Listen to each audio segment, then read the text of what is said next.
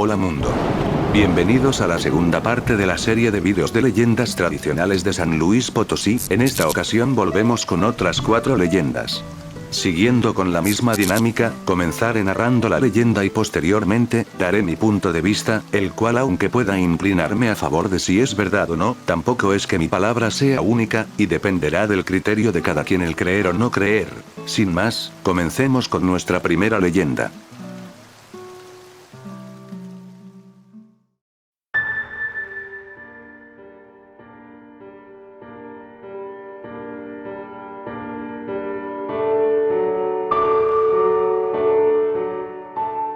Una de las haciendas más famosas de San Luis Potosí, está ubicada en el municipio de Villa de Reyes. La hacienda de Gogorrón.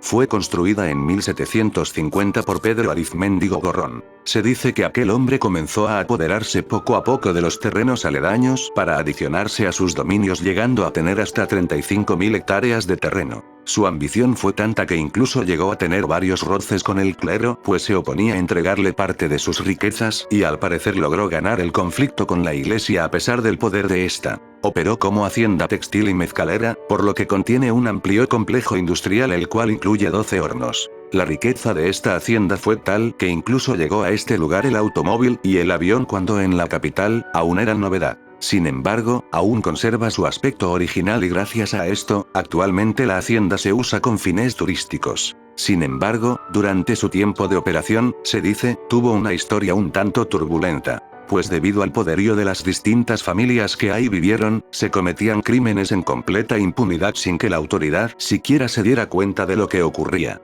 Habitualmente, estos se cometían en contra de la servidumbre. Mas, no solo la servidumbre tuvo sus problemas, pues debido a la gran suma de dinero que generaba la hacienda, fue escondido por temor a que llegaran grandes bandidos a robar o incluso la envidia de los propios familiares y trabajadores, era una constante, por lo que se dice que parte del tesoro que eventualmente se generaba, era enterrado debajo de los árboles, los cuales, con el tiempo se secaron. Por otro lado, una de las épocas más oscuras de la misma, fue cuando la hacienda estuvo a cargo de Felipe Muriedas Fox, uno de los herederos, pues pese a ser uno de los beneficiados por el polarizante porfiriato, también sufrió el fallecimiento de 2 de sus 3 hijas, muriendo cada una en diferentes accidentes.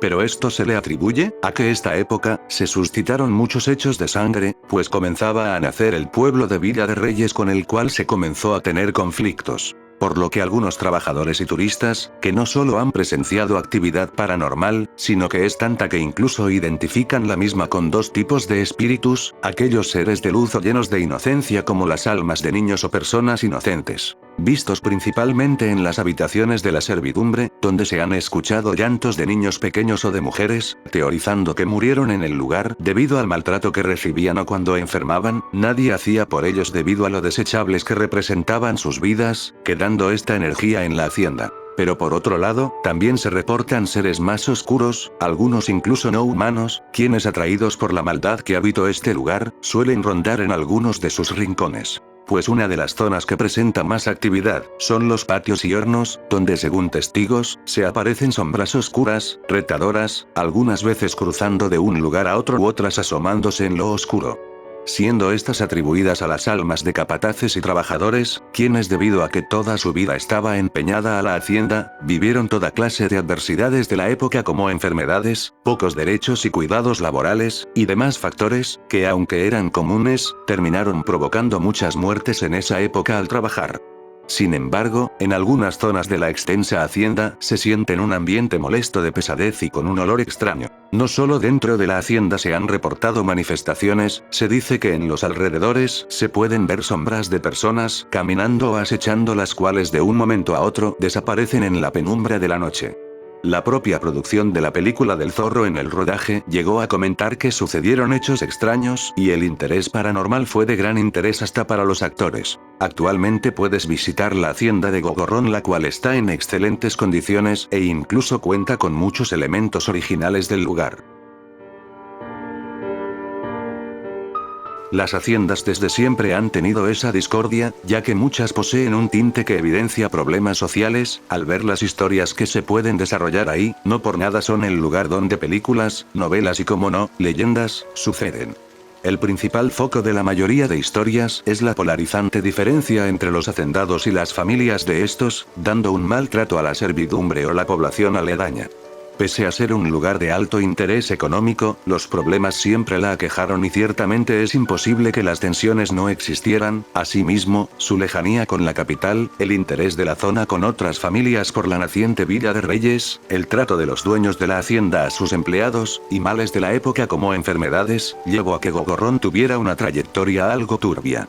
Si bien es cierto, también evidencia el poder de la familia ya que como menciona, fueron de los hacendados que recibieron beneficios por encima de la ley en el también polarizante porfiriato. Este debe quedar como un antecedente que nos permita no volver a caer en ese error, pues a comparación de otros lugares donde actualmente aún se suscitan hechos parecidos, actualmente la poca mala fama que tiene es realidad más cosa de las apariciones, pues con el tiempo ha tenido un enfoque más turístico. Ciertamente, es un lugar que recomiendo ir, por lo menos al balneario, y su atmósfera de hacienda colonial es muy bella, no por nada se eligió como set de la recordada película del Zorro. Por otro lado, también el municipio de Villa de Reyes es interesante. Si algún día pasan por la zona, no duden en mínimo comprar un refrigerio para su viaje, y si tienen el interés, preguntar sobre más historias como estas, pues la población tiene siempre algo que contar, y así como esta leyenda, existen muchas historias de la vivencia de la propia gente, tal como nuestra siguiente historia.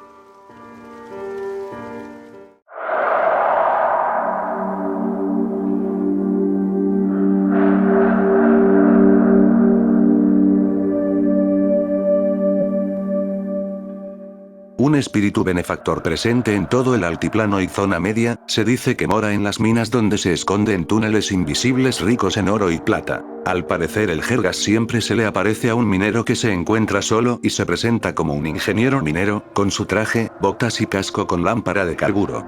A este él habla con una autoridad y seguridad tal que el minero no sabe que se trata de una aparición y aunque este logre recordar la leyenda del personaje parece que no logra desobedecer sus instrucciones. La especialidad del jergas es la de perder a los mineros, llevándolos por túneles escondidos y a veces inaccesibles en los que indica hay una rica veta de mineral. A veces solo coloca a los mineros en lugares extraños muy metido en la mina, sin que a pesar de realizar excavaciones se encuentre rastro alguno de ser un buen lugar para la extracción. En otros casos se puede encontrar una rica veta de oro y plata y finalmente a veces simplemente aparecen en los bolsillos del minero extraviado una pepita de estos materiales y de una gran pureza. A pesar de que se trata de un espíritu benefactor, los mineros le tienen un gran miedo y respeto, pues nunca se sabe cuándo solo quiera perderte sin darte algo a cambio, pues es sabido que no podrás salir a menos que te vayan a buscar y para esto es posible que te robe tus pertenencias para dejarlas como pistas en el camino para que den contigo. La leyenda comenzó a tener mucha relevancia e importancia justo antes del gran auge minero en San Luis Potosí, sobre todo en Real de 14 debido a la gran demanda de metal precioso para la Casa de la Moneda. No solo los mineros pueden ver el jergas, de hecho cualquiera lo puede ver si es afortunado quizá en la entrada de alguna mina, parado en la entrada sin dejarse ver el rostro claramente y con su rústico traje. Hay personas que han asegurado ver la figura de un minero en el túnel de Lograrrio, inclusive hoy en la actualidad. Se cree que el jergas fue bautizado así porque su indumentaria es la de un minero pero llena de polvo, maltratada y desgastada, similar a una jerga. Se cree que el jergas llegó a tener una relevancia importante en la minería modificando las condiciones laborales de los mineros, pues jamás un trabajador aceptaba andar solo en los túneles por miedo de que se apareciera el espíritu, ya que como condición para que se le presente este debe estar solo.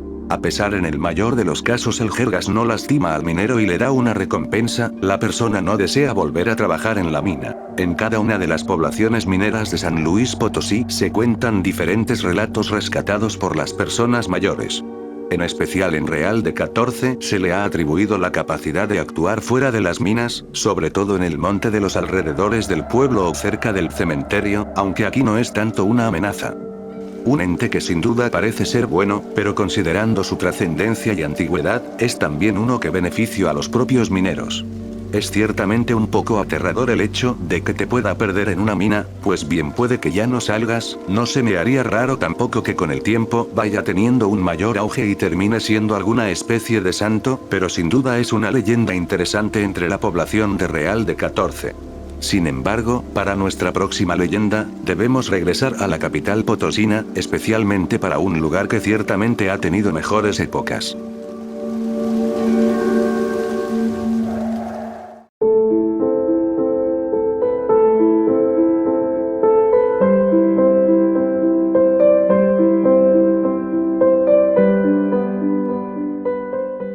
El Teatro Alarcón está ubicado en la calle Abasolo, en el centro histórico de San Luis Potosí. Es uno de los grandes patrimonios de la ciudad. Es el primer teatro en San Luis Potosí, el más antiguo de México y el tercero de toda América.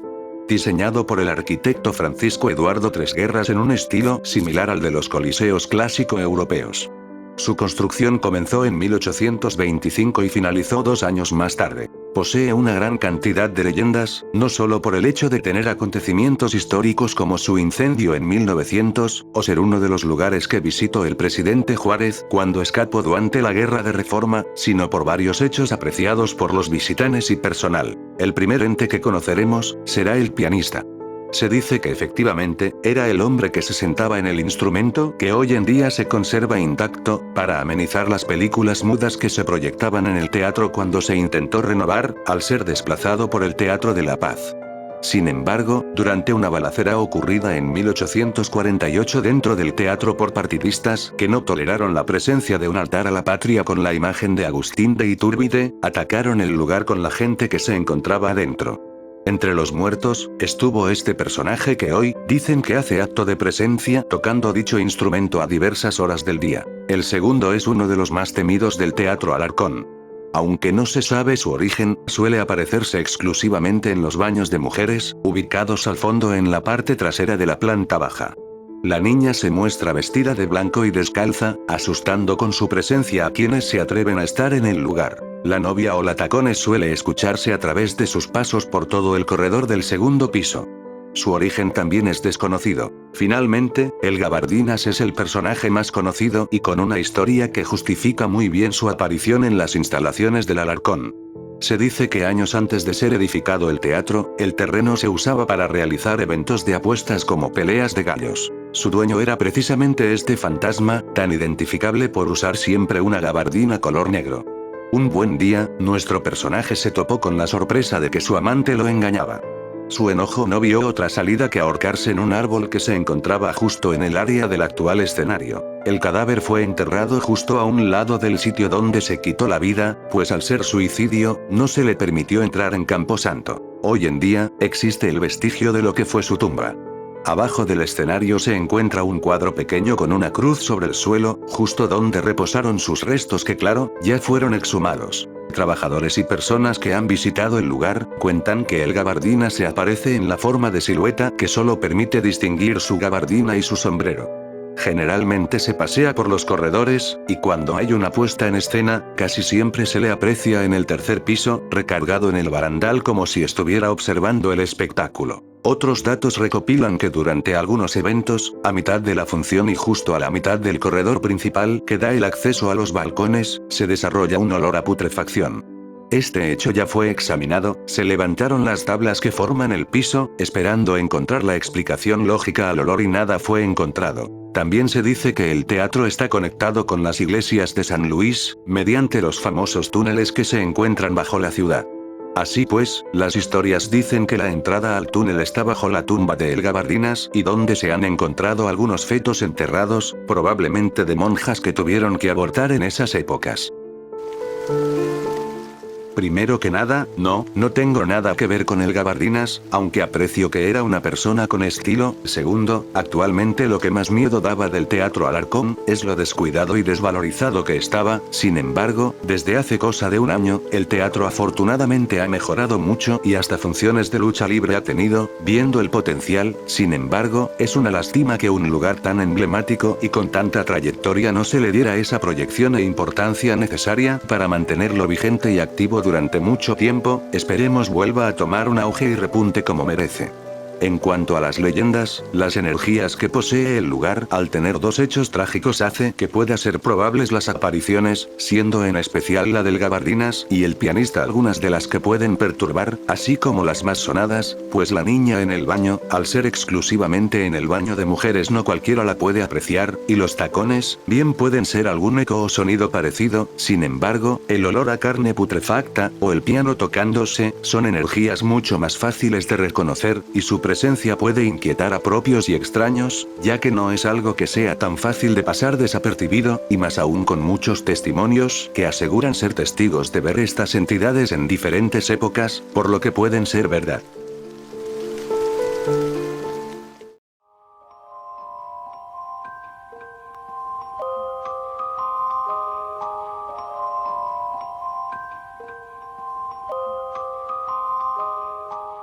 Cuenta la leyenda que para que no caiga una gran construcción se debe derramar sangre sobre ella. A lo largo de los tiempos se dice que en edificios, estadios, puentes o cualquier tipo de millonaria construcción, se realizan sacrificios humanos para asegurar su fortaleza, usan de cimientos cuerpos o personas aún con vida que son emparedadas para realizar tal ritual. Algunas veces estos rituales los hacen ya por tradición, por el miedo a que las construcciones se caigan, pierdan la vida personas o pasen cosas malas, y se dice que al ingeniero civil o arquitecto que no ha considerado hacerlo, se le aparece Satanás y le pide vidas a cambio de protección, y este decide hacer un trato con él, es decir, pacta con el diablo. La leyenda de los niños emparedados de la presa de San José comienza en 1863 con la construcción de la cortina de la presa en San José. En la época de su construcción, el espiritismo y el esoterismo tenían una gran influencia en las personas de la alta sociedad, así que bajo el consejo de un brujo, el ingeniero de la obra y un grupo de políticos involucrados, estuvieron de acuerdo que se tenían que perder muchas vidas, las cuales tenían que ser de almas inocentes.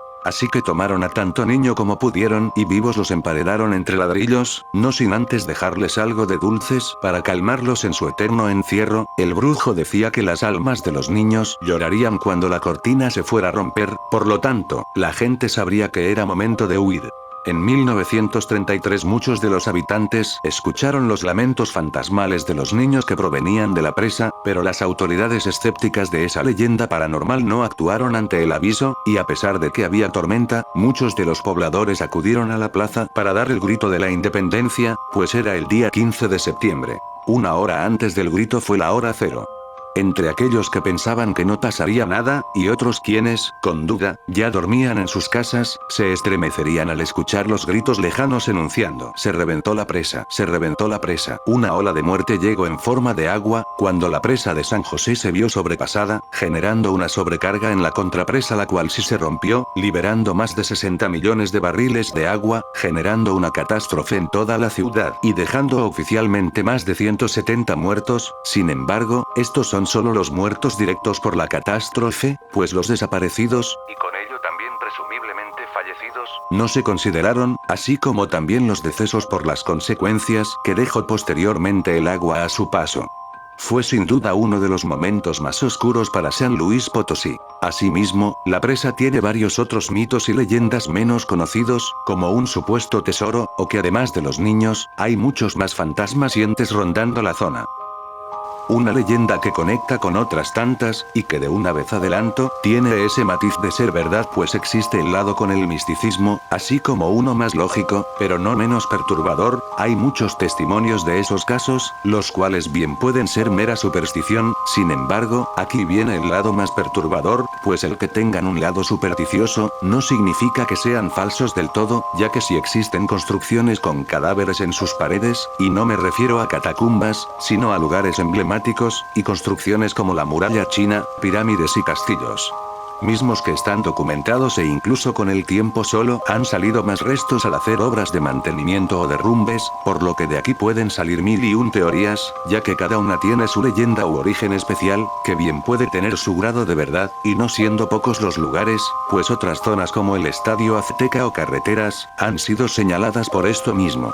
Además, no es un secreto que ocurren accidentes en estos lugares, pues por ejemplo, el reciente estadio donde se celebró el Mundial de Qatar, fueron miles los muertos. Bien pudo haber sido que se usen las construcciones para ocultar algunos cadáveres, y esto, en lugares como México, es algo factible. Pues como sabemos, hay gente que cree que en México, con dinero, siempre hay una forma de lograr las cosas. Estando incluso relacionado con otros hechos trágicos, donde se aprovechan los espacios para poder borrar la evidencia. Sin embargo, en el caso de la leyenda, considerando la época, las creencias tan arraigadas y lo supersticioso que la gente era, pues aún existía esa disparidad entre separar la ciencia de las creencias, además de que tanto el gobierno, las autoridades y mismos ingenieros estuvieran de acuerdo, pudo fácilmente suceder. Varias veces he ido, y además de encontrarme con un bajo nivel de agua, también he sentido una atmósfera muy intranquila y ciertamente algo perturbadora, a pesar de estar con mucha gente y en realidad encontrarme en un ambiente alegre y muy bonito paisaje, no podía dejar de tener esa sensación, sobre todo cuando era niño. Las apariciones no sería tampoco algo raro, pues desde personas que se han ahogado así como rumores, donde dicen que mafiosos y criminales lo han usado para arrojar cadáveres, hacen que este lugar ciertamente esté cargado de energías y fantasmas.